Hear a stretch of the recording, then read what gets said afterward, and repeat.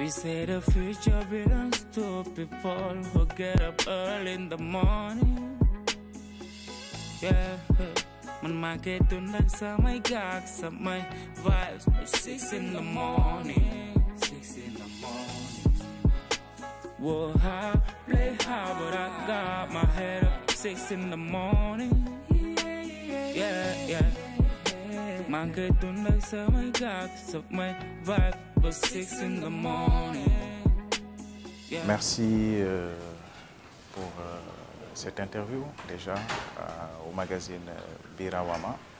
Je salue au passage également les téléspectateurs. Moi je me nomme Jean Aimé, je suis juriste d'affaires, également spécialiste en conformité réglementaire et sécurité financière. Je suis actuellement directeur commercial et marketing à Aski Assurance, une compagnie d'assurance qui se distingue sur le marché par l'innovation produit et l'innovation technologique, mais également par un réseau d'agences assez étoffé et dynamique. Tout d'abord, moi je suis natif de Ziguinchor, donc c'est là où j'ai obtenu mon baccalauréat littéraire avec la mention bien au collège Saint-Charles-Lwanga de Ziguinchor. Donc c'est par la suite que j'ai rejoint l'université Gaston Berger, donc en tant qu'étudiant de l'unité de formation et de recherche des sciences juridiques et politiques. Donc, par la suite, je suis sorti de cette université avec un DIA en droit économique et des affaires. Donc, parallèlement, j'ai suivi d'autres formations qui m'ont permis d'être certifié en propriété intellectuelle avec l'Académie de l'OMPI, l'Organisation mondiale de la propriété intellectuelle, mais également certifié professionnel conformité avec l'organisation ACPA et puis aussi certifié en stratégie avec HEC Paris.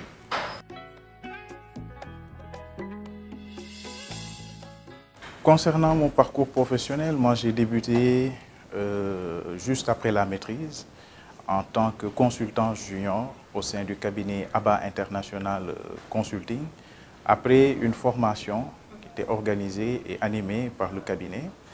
Donc de là, j'ai été coopté pour aider à développer l'annexe de Saint-Louis.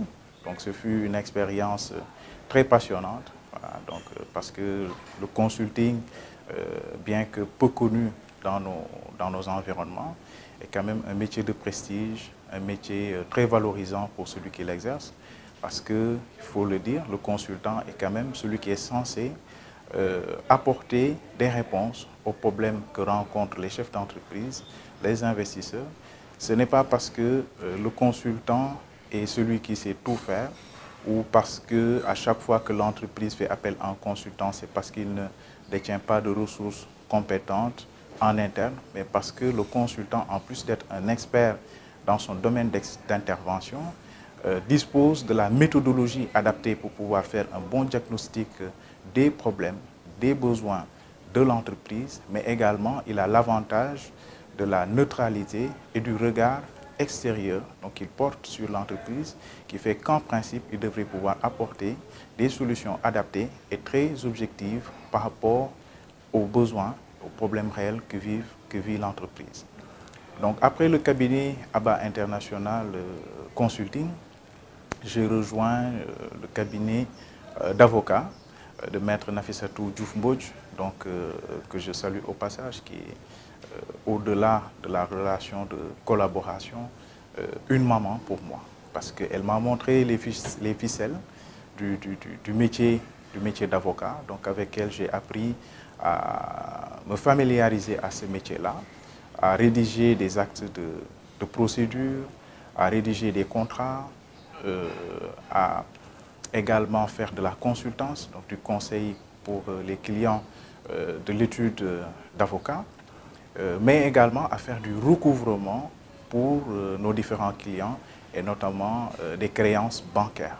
Donc pendant mon séjour dans ce cabinet d'avocat, j'ai eu à travailler donc, avec le cabinet notarial de maître Nafissatou Diop Cissé, également une dame très respectable, donc que je salue aussi.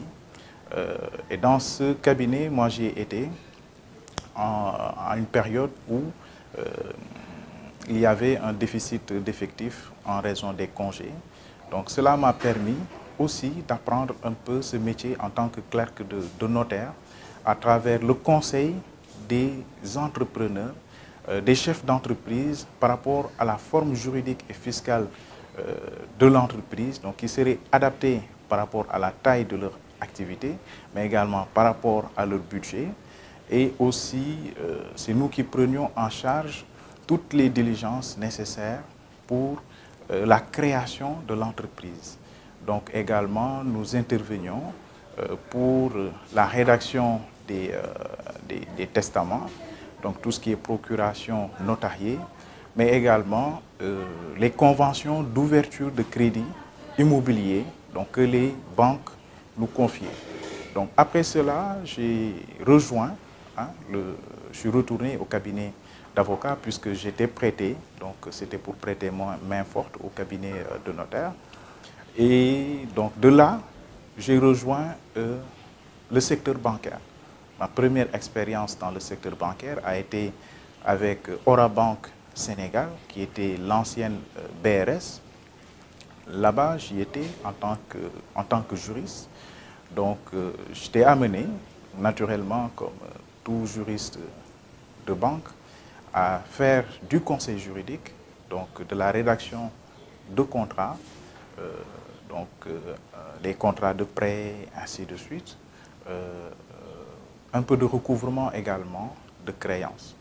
Donc, j'ai rejoint également après la Société Générale.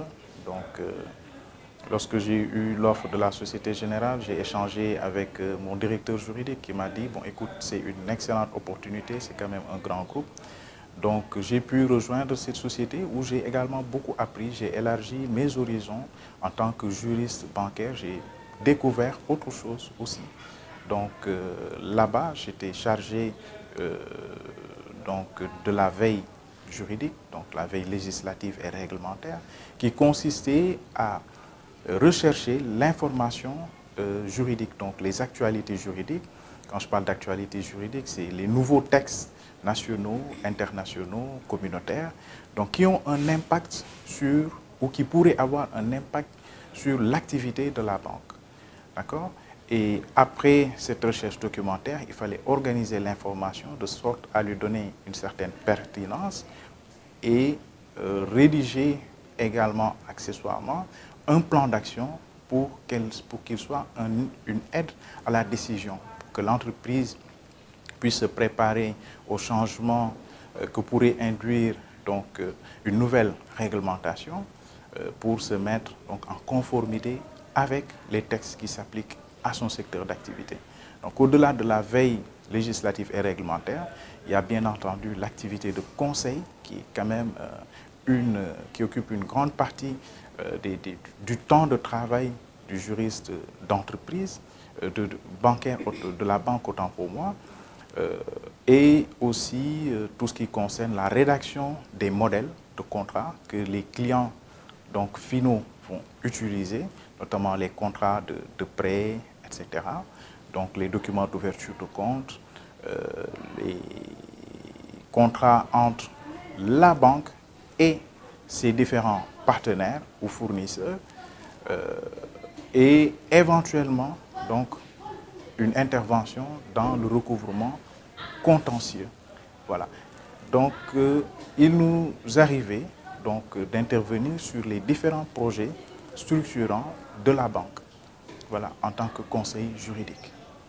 Donc, après la Société Générale, je suis retourné à Orabank, cette fois-ci, en tant que chargé de la conformité et du RSE, de la RSE.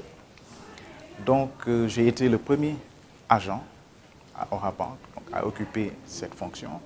Donc, j'avais en charge de rédiger les différentes procédures qui permettraient à la banque de se conformer à la réglementation qui lui est applicable. Donc, les modèles d'actes qui permettraient de recueillir, par exemple, le consentement du client par rapport aux informations qui sont essentielles derrière pour nous permettre non seulement de connaître le client, de pouvoir le classer selon le risque qu'il pourrait représenter, pas le risque crédit, mais le risque par rapport à la lutte contre le blanchiment de capitaux et le financement du terrorisme. J'étais également chargé donc, de former le personnel, que ce soit au niveau du siège, mais également au niveau des différentes agences. Donc j'étais amené à faire des tournées au niveau de ces agences pour former le personnel à la lutte contre le blanchiment de capitaux et le financement du terrorisme. Donc il s'agissait d'une part non seulement de pouvoir utiliser les outils que nous mettions à leur disposition pour avoir une parfaite connaissance du client, de pouvoir le classer et au besoin voilà, requérir l'autorisation de la hiérarchie pour accepter le client, mais aussi de pouvoir détecter les activités suspectes des clients et nous les remonter afin que nous puissions les traiter et éventuellement, s'il y a besoin, selon le niveau d'indice qu'on a, qui pourrait peut-être laisser penser qu'il y a une activité frauduleuse, une activité suspecte. Donc à partir de là, on pouvait soit faire une déclaration de suspect ou décider de suivre le client pour voir un peu ce qu'il en adviendra. Donc ce métier-là a été vraiment pour moi une belle expérience parce que c'était quand même différent de ce que j'avais l'habitude de faire au préalable. Il faut savoir que la conformité réglementaire et ce qu'on appelle la sécurité financière sont de nouveaux métiers.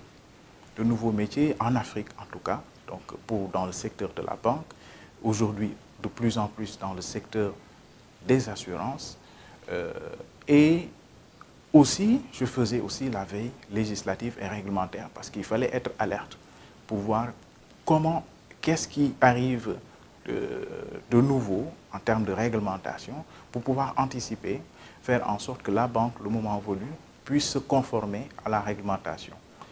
Voilà. Donc par la suite, j'ai accepté de rejoindre le groupe April, qui est un groupe français, en tant que responsable juridique et conformité des filiales africaines. Donc, en tant que responsable juridique et conformité des filiales africaines, j'étais chargé donc du conseil juridique, du secrétariat juridique de la société, des différentes filiales, c'est-à-dire tout ce qui concerne la tenue des procès-verbaux des conseils d'administration, des conseils de l'Assemblée générale, donc des actionnaires. Aussi, j'étais chargé de ce que l'on appelle la cartographie des risques réglementaires, c'est-à-dire aujourd'hui les différents risques auxquels l'entreprise pourrait être exposée et qu'on essaie de voir qu'est-ce qu'on peut mettre si jamais le dispositif n'existait pas, qu'est-ce qu'on pourrait mettre en place comme dispositif pour prendre en charge ce risque-là on va dire, si jamais le risque arrivait à se manifester. Donc j'étais aussi le correspondant lutte anti-blanchiment de la société au niveau de la CENTIF, d'accord? Et dans le secteur du courtage, aussi j'étais le représentant de l'association des assureurs de conseil au niveau du comité national de lutte contre le blanchiment de capitaux. Donc, après cela, je pense que j'ai eu à démontrer quelque peu des talents de vendeur. Donc, j'étais celui qui réglait quelque peu les petits problèmes, les petits conflits en interne entre collaborateurs. Donc, aussi, il m'arrivait d'apporter des contrats. Donc, on était dans le secteur du courtage en assurance. Donc, il m'arrivait d'apporter quelques contrats. Et c'est par rapport à tout cela que j'ai été promu comme directeur de la filiale du Sénégal. Donc, poste que j'ai occupé jusqu'à la cession des filiales africaines d'April. Et c'est par la suite que j'ai décidé de rejoindre Askia Assurance, qui est une compagnie sénégalaise avec laquelle je voulais vraiment pour laquelle je voulais vraiment travailler. Parce que j'ai eu affaire à travailler dans des sociétés étrangères, des groupes étrangers. Donc pour moi, c'était un moyen pour moi, après avoir capitalisé ces expériences-là, de pouvoir le mettre au service d'une compagnie d'assurance et avec laquelle je partage aussi un certain nombre de valeurs. Voilà. Donc aujourd'hui, ce qui m'a amené à changer un peu du métier de juriste, de responsable juridique et conformité, à celui de manager chargé de développer une entité. Hein. Aujourd'hui, c'est cela que je continue au niveau d'Askia Assurance en tant que directeur commercial et marketing.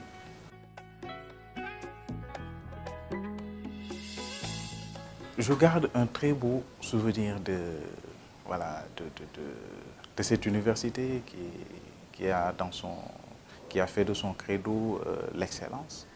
Hein, donc, où j'ai également rencontré de belles personnes. Donc, dans cette université, nous avions créé avec des amis ce qu'on appelait le cadre de réflexion et d'initiative, une association qui avait vocation de susciter le débat au niveau de l'université sur les différentes thématiques hein, qui peuvent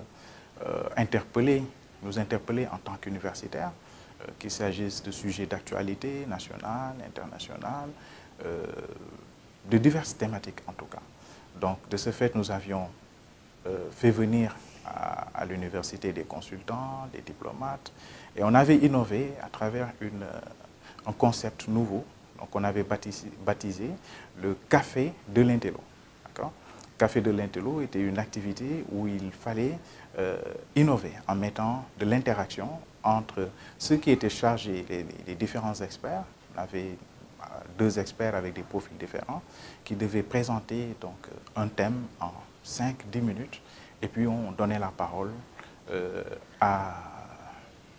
aux participants donc pour poser des questions, pour donner leur point de vue par rapport au thème à débattre.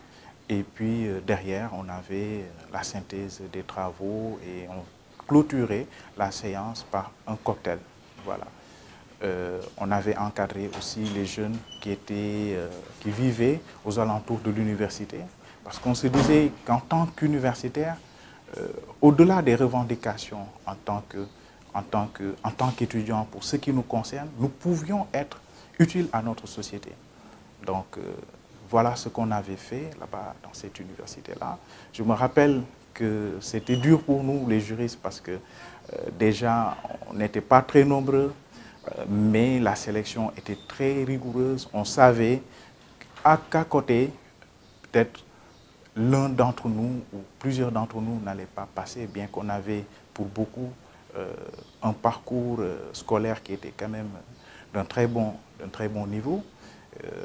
Voilà, donc, mais j'espère que chacun a pu trouver sa voie.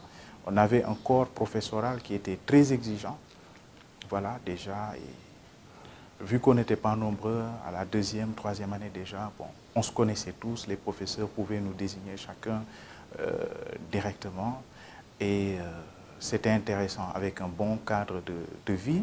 Mais aujourd'hui, je constate qu'il y a eu beaucoup de changements. Voilà. Nous, lorsque nous arrivions, ça avait commencé déjà à être un tout petit peu compliqué au niveau du campus social, parce qu'on arrivait, certains étaient à 2 dans les chambres, à 3, d'accord? Aujourd'hui, il me semble qu'il y en a beaucoup plus au niveau du campus social, mais aussi au niveau du campus pédagogique. Peut-être qu'il est temps de réfléchir sur la vocation première de cette université, qui est de produire l'excellence. Donc, le nombre est quand même assez pléthorique pour les juristes au sein de cette université-là. Nous étions peut-être 300 étudiants en première année à l'UFR de sciences juridiques et politiques. Aujourd'hui, je pense qu'ils sont des milliers. Est-ce que c'est toujours cette même excellence qui va continuer donc, à prévaloir dans ces conditions? Est-ce qu'il ne faudrait pas, après 30 belles années d'expérience, revoir un peu le modèle. Parce que quand même, on vit aujourd'hui dans un monde de compétition sur tous les plans. Et le Sénégal aura besoin de ressources. Voilà. Je salue aussi, j'ai beaucoup de respect pour les camarades de l'université Cheikh Anta Diop, qui a formé beaucoup d'hauts cadres également dans ce pays, et aussi les autres universités qui produisent aussi vraiment de la qualité. Mais je pense qu'on ne doit pas dormir sur nos lauriers. Il faut essayer de voir, de faire un diagnostic du système éducatif, du système d'enseignement de manière générale, des différentes formations, l'accès à la documentation. Est-ce qu'il ne faudrait pas tout de suite passer au numérique? Donc, parce que je me rappelle, c'était difficile pour nous déjà, l'accès à la documentation au niveau dans les centres de documentation, au niveau de la bibliothèque universitaire, parce que nous étions nombreux et le nombre d'ouvrages disponibles n'était pas quand même assez pléthorique. Est-ce qu'il ne faudrait pas aller vers un système aussi? Ça, c'est ma proposition. Je ne sais pas ce qui est le niveau de réflexion, où est-ce qu'on en est, mais pourquoi pas créer des plateformes numériques où les gens entrent avec leur code d'accès pour avoir un droit d'accès, par exemple, à 15 ouvrages à consulter par mois, ou ainsi de suite. Donc, c'est juste une petite proposition, mais je sais que le recteur de l'époque, il faut le saluer, le professeur Marito Niane, avait aussi pensé à beaucoup d'innovations, notamment en ouvrant l'UFR CRAC. Donc, je ne me rappelle pas exactement de la dénomination, mais je sais qu'on y formait des spécialistes en communication, art, culture. Aussi, il y avait une formation qui avait été ouverte, une faculté, pour former des ingénieurs agricoles. Donc, il y a aussi eu par la suite l'UFR Santé. Je sais qu'aujourd'hui, c'est aller beaucoup plus loin avec un incubateur au sein de l'université. Donc, tout ça, c'est appliqué au secteur de l'enseignement supérieur, ce qu'on pourrait appeler de l'innovation de business model. D'accord? Donc, moi, c'est à ça que j'invite aujourd'hui la communauté d'universitaires. Moi, je ne le suis plus. Je ne pense pas que je vais retourner dans les amphithéâtres. Je suis un professionnel, mais c'est bon quand même, de temps en temps, de s'arrêter pour faire un bilan, essayer objectivement de voir comment est-ce qu'on a évolué au fil des années, quels sont les nouveaux défis, les challenges, et essayer d'ouvrir de nouvelles perspectives.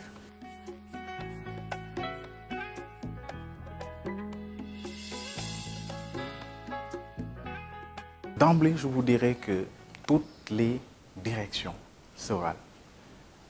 La structuration des compagnies d'assurance est très complexe. Vous avez des directions techniques qui sont chargées de faire les cotations et tout compte. Nous sommes chargés de la force de vente des produits, de gérer les clients, de gérer les différents partenaires. Après, c'est peut-être beaucoup plus de stress. Donc, on joue quand même un rôle assez central par rapport au développement de la compagnie. Parce que c'est nous qui sommes chargés de faire la formulation de la politique de souscription qui sera discutée en interne avec les différentes directions, d'accord, et validée par la hiérarchie. D'accord? Et c'est une lourde responsabilité parce que de là va découler plus ou moins notre, on va dire, ça crée des incidences après sur les perspectives de développement. D'accord? D'autre part, au sein de la direction commerciale et marketing, nous élaborons le plan commercial et marketing que nous allons dérouler sur une année, qui sera d'année en année actualisé en fonction de l'historique, mais également en fonction des perspectives qu'offre le marché. Donc c'est une lourde responsabilité. Nous sommes également chargés, comme je l'ai dit en amont, de gérer les différents partenaires, à savoir les intermédiaires, dans un premier temps. Les intermédiaires, ce sont d'abord les courtiers d'assurance. Il y a également ce qu'on appelle les mandataires qui ont statut peu particulier, mais qui ne sont pas des courtiers. Il y a ce qu'on appelle également les apporteurs d'affaires. Et tous ces gens-là aussi, nous mettons à leur disposition nos outils, nous les formons aux besoins et les accompagnons afin qu'ils puissent bien vendre nos produits. D'accord? Il y a la clientèle également qu'il faut prendre en charge, il faut être à l'écoute. Il y a la conception des produits. D'accord? Cette conception-là, elle est faite sur la base des besoins que nous avons recensés, mais également sur la base des niches que nous décelons sur le marché. Aussi, c'est à nous que revient la tâche de voir en termes d'innovation technologique quels sont les produits à digitaliser, les parcours, les services, ainsi de suite. Et là, il faut souligner quand même le mérite d'Askia Assurance sous le leadership de son directeur général, Madame Touré, une dame vraiment pour qui j'ai beaucoup d'admiration, donc qui nous avait confié, moi dès mon arrivée en décembre 2019 à Askia, la charge de mettre en place une plateforme digitale. L'histoire lui a donné raison, parce que juste après, il y a eu la crise du Covid-19 qui impliquait des mesures restrictives, notamment de distanciation physique, ainsi de suite, avec un besoin de dématérialisation de certains services, de digitalisation. Et nous y étions déjà. Nous avons été la première compagnie d'assurance à lancer cette plateforme qui permettait de souscrire en ligne à l'assurance voyage, automobile et habitation. Donc vous pouvez jusqu'à présent souscrire à ces assurances-là, payer en ligne et recevoir votre contrat dans votre boîte email et dans votre espace assuré. Sauf que pour l'automobile, on est obligé de faire la livraison. Voilà. Et on a dématérialisé aussi la déclaration des sinistres.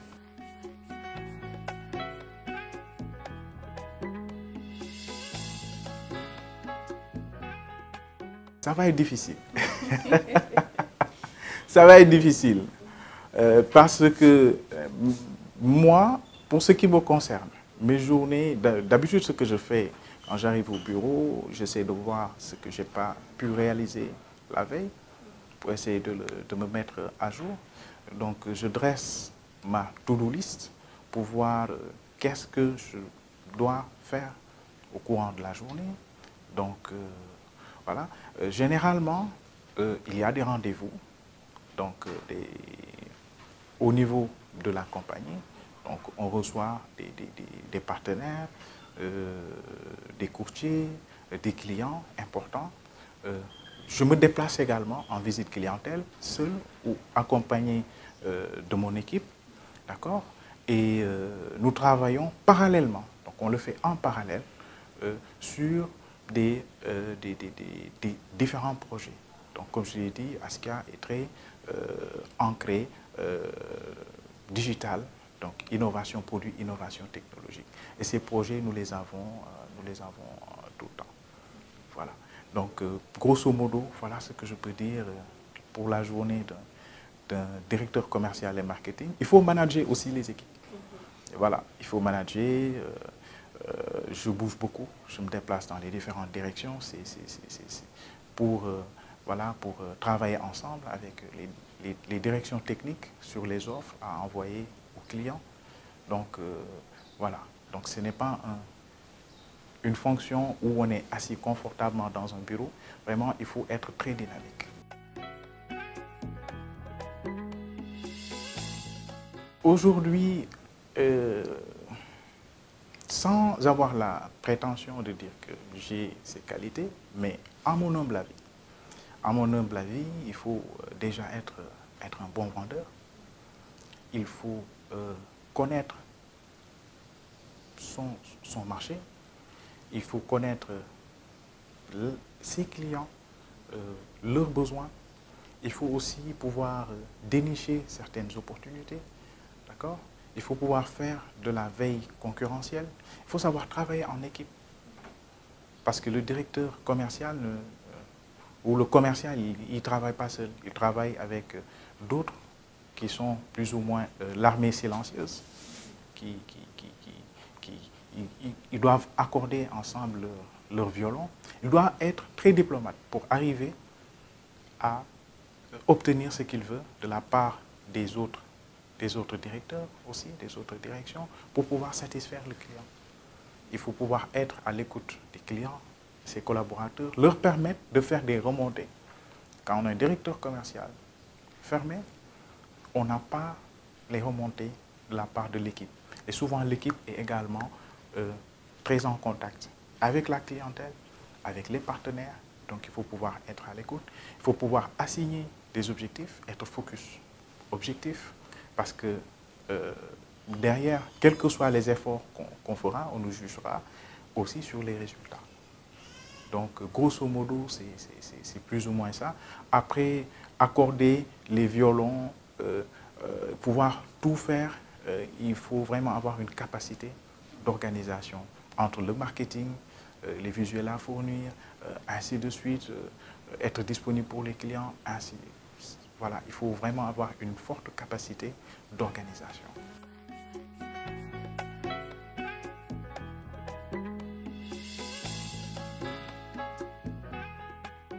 D'emblée, je dirais que la formation en marketing, en commerce, est un atout. Parce qu'au moins, on a la base théorique. Une formation en management, communication également peut être un atout. Mais derrière, au-delà des connaissances théoriques, il faut être un bon vendeur. D'accord ? Il faut avoir des qualités qu'on doit retrouver chez tout commercial. Vous allez le voir, le vendeur de l'informel, je cherche un peu, j'allais dire vendeur à la sauvette, mais on va dire ceux qui sont dans la rue, les marchands ambulants, ils arrivent à vous faire acheter des choses dont vous n'avez pas forcément besoin. Ils n'ont pas étudié dans les écoles classiques. D'accord ? Donc il faut avoir ces talents-là, savoir vraiment approcher les clients, leur proposer des produits et les pousser à l'achat, susciter l'intérêt et pousser à l'achat. Voilà. Il faut des qualités humaines, c'est très important parce qu'on interagit avec des personnes et parfois ce n'est pas évident, il faut savoir gérer le non, le refus, voilà, qui n'est pas forcément un échec, mais on en apprend et on essaie toujours de s'améliorer. Et vous l'avez vu, moi j'ai commencé en tant que juriste, donc il n'est pas dit que quelqu'un qui n'a pas fait une formation dans le domaine du marketing et du commercial ne peut pas faire un bon commercial ou un bon responsable ou directeur commercial. D'ailleurs, il n'est pas rare dans le secteur des assurances de voir un directeur technique finir par occuper un poste de directeur commercial, vice-versa.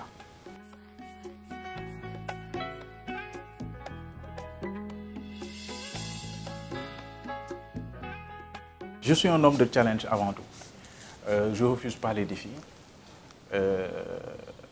On m'aurait dit il y a 5 ou 10 ans que j'en serais là. Peut-être que j'aurais dit non parce que j'ai toujours été un passionné du droit. Mais comme je dis, le droit, en principe, mène à tout. Voilà. Il y a un adage qui dit que le droit mène à tout. Pourquoi? Le juriste a des prédispositions. D'abord, toutes les activités humaines sont régies par le droit. Les produits que les entreprises conçoivent sont régis par des normes aussi à respecter. Et cela, le juriste les connaît, est censé en tout cas les maîtriser. D'accord?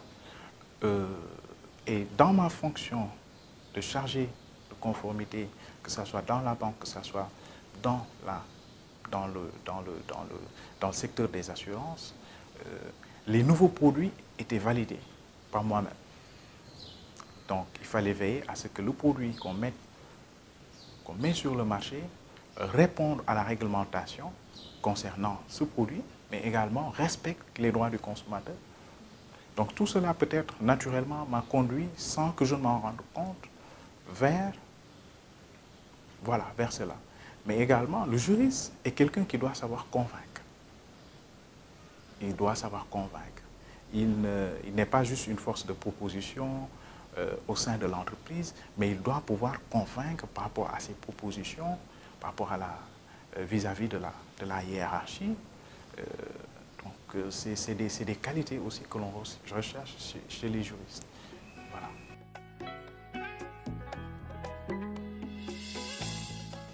Je dirais plutôt bien. Comme je le disais tantôt, je suis un homme de défi, un homme de challenge. Quand j'accepte de faire quelque chose, je fais tout pour bien le faire. Et plus on change, on sort de sa zone de confort, plus on s'habitue à sortir de sa zone de confort, mais plus également on est préparé à assumer des responsabilités plus grandes, plus on a une vision à 360 degrés de l'activité, de l'entreprise et de ses produits.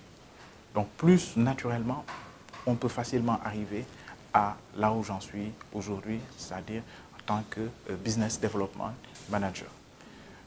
Pour moi, c'est une expérience très, très réjouissante. Voilà. Je suis heureux aujourd'hui d'occuper ce poste voilà, en tant que directeur commercial et marketing. Le droit mène à tout. Il faut juste savoir s'adapter. Qu'aujourd'hui, dans beaucoup d'entreprises d'ailleurs, la transversalité est plus ou moins de mise. Vous allez voir, même dans certaines banques, généralement, vous ne faites pas plus de 4 ans, 5 ans dans un poste.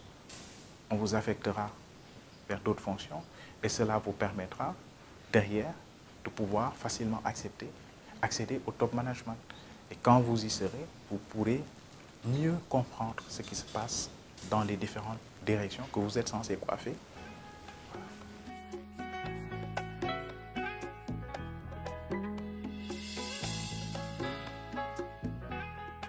Bien sûr. Après, tout dépend de l'appétence de la personne à découvrir de nouvelles horizons. Généralement, on sera peut-être tenté de rester dans sa zone de confort parce qu'on maîtrise ce que l'on fait, mais derrière, on ne sait pas ce qui nous attend. Si je prends l'exemple du commercial, il y a la pression du chiffre d'affaires. Donc, mais ça peut être une bonne chose de tenter d'autres expériences comme moi je l'ai fait. Si je l'ai fait, c'est que d'autres peuvent le faire. Il y a aussi d'autres exemples. Voilà.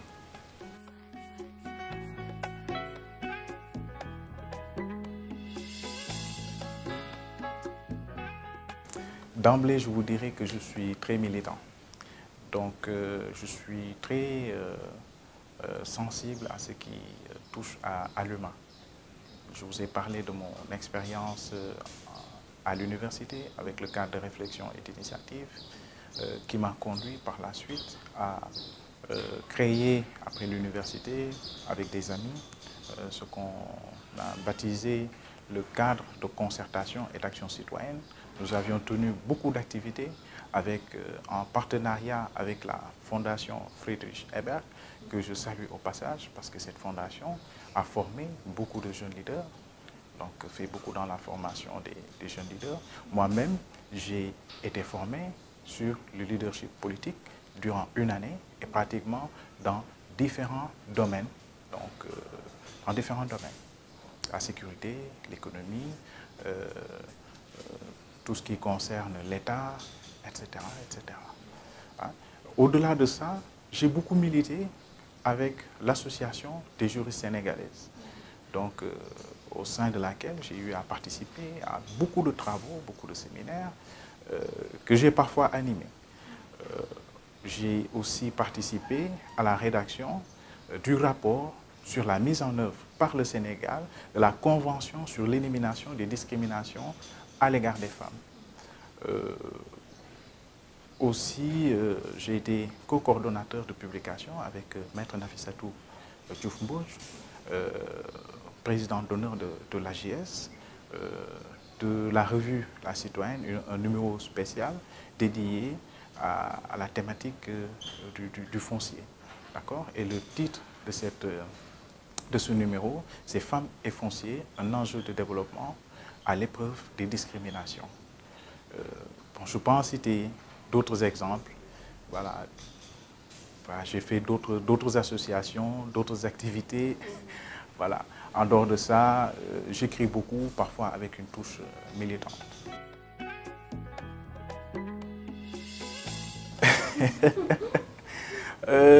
Moi, je joue beaucoup au basket. Donc, mon sport favori, c'est le basket. Pratiquement une fois par semaine, je pratique le basket avec des amis. On essaie de faire attention, bien entendu, vu qu'on n'est pas en compétition. Je lis aussi beaucoup. Ma lecture est très diversifiée. Tout ce qui peut me bonifier en tant qu'être humain, en tant que professionnel, je lis. Donc, et ça, c'est une passion que j'ai, en tout cas, depuis l'université. Chaque année, je me donnais un objectif de minimum 5 à 2 ouvrages par année. Donc, sur le droit, mais aussi la géopolitique, c'est des sujets qui me passionnent. La politique aussi, ce sont des sujets qui me passionnent beaucoup. Et depuis que je suis dans la vie active, à chaque fois que j'occupe une fonction, je m'arrange pour acheter des ouvrages qui me permettent de me renforcer en tant que professionnel. Donc, je rédige des articles, je publie des articles, peut-être pas fréquemment. Je sais qu'en 2012-2013, j'avais publié des articles avec Nouvel Horizon. C'était un très beau magazine. Dommage qu'il soit fermé. Et je me rappelle, j'avais publié d'ailleurs des thématiques qui sont toujours d'actualité. L'Afrique et la mondialisation, les controverses d'une quête, la protection de l'enfance à l'épreuve d'une nouvelle génération de médias. Aussi, j'ai publié un article avec Financial Afrique, les subtilités de la conduite des négociations d'affaires, le métier de consultant et l'entreprise. Voilà, donc ce sont quelques articles là qui me viennent à l'esprit.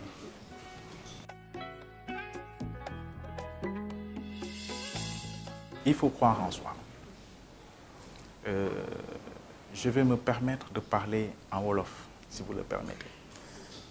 dañuy wax ni Sénégal dëkku diine la waaye man li ma gëm mooy nit ki boo gëmee yàlla da nga nar a gëm sa bopp xam ni yàlla mën na lépp. Quelles que soient les difficultés, on vit de plus en plus, les jeunes vivent une situation difficile. D'accord? Vous voyez des milliers d'étudiants sortir chaque année de nos universités, alors que l'offre d'emploi ne peut pas, aujourd'hui le marché de l'emploi ne peut pas absorber tout ce monde de jeunes diplômés. Il faut arriver à trouver sa vocation, à s'adapter, à faire de petites tâches ou autres. Il n'y a pas de saut métier. Moi-même, j'ai vendu. J'ai vendu dans le resto de mon oncle, alors que je venais d'avoir mon baccalauréat en étant major, avec une mention bien, pour avoir mon argent de poche. Donc, on ne devrait pas avoir de complexe. Ce qu'on peut faire en Europe, on peut le faire aussi ici. Rien n'est impossible. Comme il y a le dicton qui dit, aux âmes bien nées, la valeur n'attend point le nombre des années. Je pense que je l'ai bien résumé. Moi, c'est en cela que je crois. Et c'est ce que je veux partager avec les jeunes. Et il ne faut jamais se décourager dans la recherche d'emploi. Parce qu'on ne sait jamais quelle est la porte qui va s'ouvrir parmi les milliers de portes auxquelles on va frapper. Il faut garder l'éthique. Parce que pour perdurer dans un milieu, il faut avoir de l'éthique. Et pour demeurer dans un milieu performé, il faut avoir la culture de l'excellence. Mettre en avant l'acquisition. Quand on commence, il faut d'abord mettre en avant l'acquisition de compétences, d'expérience, et ne pas mettre en avant l'aspect pécuniaire. D'accord? Parce qu'il faut se rendre à l'évidence. Les entreprises n'ont pas forcément les moyens de prendre beaucoup de jeunes et surtout de bien les rémunérer. C'est une réalité. Donc, il faut plus d'humilité dans la recherche d'emploi en mettant en avant le désir d'apprendre. D'accord? Moi, c'est... Et aussi la citoyenneté, la discipline. Je vais le dire, vous me le permettez. Je vois souvent des étudiants, quand ils ne sont pas contents, cassés, etc., ainsi de suite. Pourquoi pas tenter l'expérience d'autres formes de revendication? Parce que après, quand on détruit des bus, des édifices, c'est encore un budget qui devait servir peut-être à bâtir des hôpitaux, à faire autre chose, qu'on va utiliser pour réparer le dommage qui est créé. Le bien public, le bien commun, il est sacré. C'est ce que nous partageons. Ce sont nos mamans, nos sœurs et nous-mêmes qui allons utiliser ces édifices publics, ces moyens de transport en commun. Donc, aujourd'hui, les médias ont beaucoup de force pour véhiculer un message. Moi, je ferai une proposition, si vous le permettez. Pourquoi pas essayer les brassards rouges, faire des sittings, convoquer la presse, tenir un point de presse, prendre à témoin les médias internationaux, faire du bruit, parce que tout ce qui se passe aujourd'hui dans un coin du globe a des répercussions de l'autre côté du globe. D'accord? Moi, je suis plus pour ces formes de revendication. Beaucoup de citoyenneté, la conscience citoyenne doit être au cœur de nos vies. Il ne faut pas se dire que je suis avec mon smartphone, je peux faire tout ce que je veux avec. Voilà, il faut savoir utiliser son temps. Souvent, j'entends des jeunes rêver pour devenir Mark Zuckerberg, mais est-ce qu'ils sont prêts à faire le sacrifice que ce dernier a fait pour arriver là où il est? Ce n'est pas en prenant le thé à côté, en se disant que bon, oui, l'avenir ne me réserve rien du tout. On ne sait pas. Donc, qui ne tente rien, n'a rien. Et Dieu a dit, demandez et je vous donnerai. Moi, c'est en ça que je crois. C'est ce que j'applique dans ma vie au quotidien. Et c'est le message que j'ai à adresser à l'endroit de la jeunesse sénégalaise, la jeunesse africaine, qui est et devrait être la locomotive du développement de nos États. Parce que quand même, il faut que le nombre passe à la force. Autrement dit, ce nombre de jeunes qui constituent la majorité de la population doit compter dans les politiques publiques. Voilà. Et on doit montrer le leadership par l'exemple.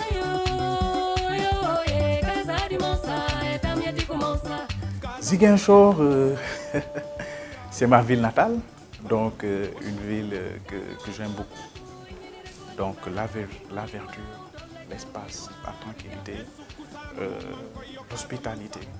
À Ziguinchor, je sais que je peux sortir de chez moi, aller manger chez le voisin sans problème. Aussi le potentiel énorme de développement. Cette région, la verte Casamance, regorge d'innombrables ressources. Moi, je pense qu'on devrait penser aujourd'hui à développer cette zone à travers des initiatives dans l'agriculture, l'agro-industrie. Et je pense que cela permettrait de couvrir beaucoup de nos besoins dans le domaine de l'agriculture, voilà, de manière générale, et même peut-être dans la sous-région. Les mangues pourrissent à Ziguinchor. D'accord? Les cadres de la localité devraient pouvoir imaginer des solutions endogènes. Des solutions endogènes. On a beaucoup de fils de la Casamance qui ont des responsabilités un peu partout. Donc il faut le faire comme on le voit un peu partout dans certaines localités du pays. C'est une invite aussi à l'État à multiplier. Je sais qu'il y a beaucoup d'efforts qui sont consentis, mais à multiplier davantage les initiatives pour retenir la population sur place, mais également pour contribuer à développer cette zone-là, qui regorge d'innombrables potentialités.